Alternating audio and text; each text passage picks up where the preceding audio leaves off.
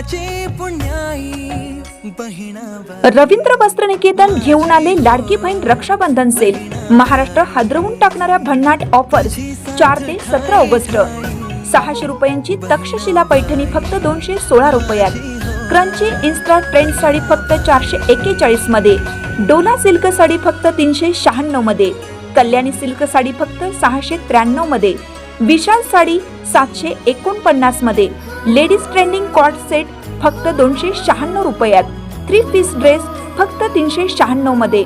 Gents shirt एक घ्या एक मोफत। रवींद्र वस्त्रनिकेतन, सलगरे व शाखा। ताज्या बातम्यांसाठी महान करेला सबस्क्राइब करा आणि बेल आयकॉनला क्लिक करा। लाडकी बहीण योजनेत अपात्र केलं जात असल्याने महिलांचा संताप। सरकारने निवडणूक डोळ्यासमोर ठेवून सरसकट महिलांना पात्र केलं। त्यात सेवानिवृत्त वेतन घेतलेल्या महिलांना सुद्धा लाडक्या बहिणीचा लाभ देण्यात आला। आता महिलांना अर्जाच्या छाननीच्या नावाखाली अपात्र करत आहेत।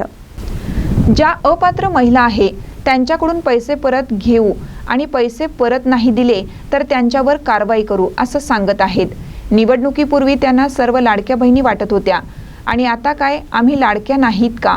जर महिलांना अपात्र केले आणि त्यांच्याकडून सक्तीने वसुली केली तर त्यांना पात्र करणाऱ्या अधिकाऱ्यांवर सुद्धा कारवाई झाली पाहिजे। लाडकी बहीण योजनेचे पोर्टल सुद्धा बंद करण्यात आला आहे। यामुळे आता महिला संतप्त होत आहेत। विधानसभा निवडणुकीआधी जे काही सरकारने आपल्याला महिलांना आश्वासन दिलं होतं त्या अनुषंगाने आपल्या महाराष्ट्रामध्ये आणि वर्धा जिल्ह्यामध्ये सर्व महिलांनी लाडक्या बहीण योजनेचे फॉर्म भरले होते आणि सर्व महिलांना त्यांनी पात्र केलं। पण आता अशी परिस्थिती दिसून येत आहे की आज 22,000च्या वर महिलांना अपात्र केलेलं आहे। तर आज ज्या महिलांना अपात्र केलेलं आहे मला त्यांना म्हणजे अधिकाऱ्यांना आणि सरकारला पण हे विचारायचं आहे की तुम्ही त्यावेळेला ह्या फॉर्मची जर तपासणी योग्यरित्या केली असती तर आज ही परिस्थिती आली नसती। आज महिलांना तुम्ही अपात्र करत आहे तर याचं कारण काय आहे? त्यावेळेला तुम्ही ते सगळे फॉर्म महिलांचे चेक का केले नाही हा प्रश्न आमचा आहे।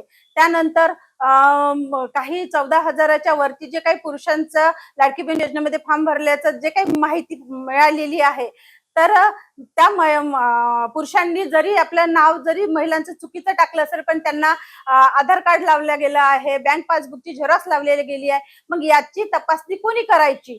ह्या सगळ्या तपासण्या जर त्यावेळेला केल्या असत्या तर आम्हाला मान्य असतं, परंतु तुम्ही त्यावेळेला या सगळ्या गोष्टी तपासण्या केल्या नाही आणि आज तुम्ही महिलांना अपात्र करत आहे। आणि जर ही परिस्थिती महाराष्ट्रात आणि वर्धा जिल्ह्यात सुद्धा असेल तर आम्ही जन्मवादी महिला संघटनांचा आणि महिलांचा विशेष करून महिलांचा हा मोठा अपमान आहे। हा अपमान आम्ही अजिबात सहन करणार नाही। यासाठी आम्हाला वाटलं तर आम्ही या अधिकाऱ्यांच्या विरोधामध्ये कोर्टामध्ये पिटिशन दाखल करू। आणि दुसरी गोष्ट, यांनी आता पोर्टल बंद केलेला आहे। महिला अजूनही अशा आहे की ज्यांनी अजूनही लाडक्या बहीण योजनेचा लाभ घेतलेला नाही आणि यांनी म्हटलं होतं की 21 वर्षानंतरच्या सर्व महिलांनी ते भरायचं। आता मागच्या वर्षी जी महिला मुलगी 20 वर्षाची आता 21 वर्षाची झाली मग तिने ते फॉर्म कुठे भरायचा? मग त्या यांच्या लाडक्या बहिणी नाही आहेत का? म्हणून आता आमची अशी मागणी आहे की त्यांनी ते पोर्टल सुरू करावं आणि अधिकाऱ्यांवर, ज्या अधिकाऱ्यांनी हे पुरुषांचे फॉर्म भरले त्यांच्यावर कारवाई व्हावी। ज्या महिला अपात्र केल्या त्या महिलांना पुन्हा पात्र करावा ही आमची मागणी आहे।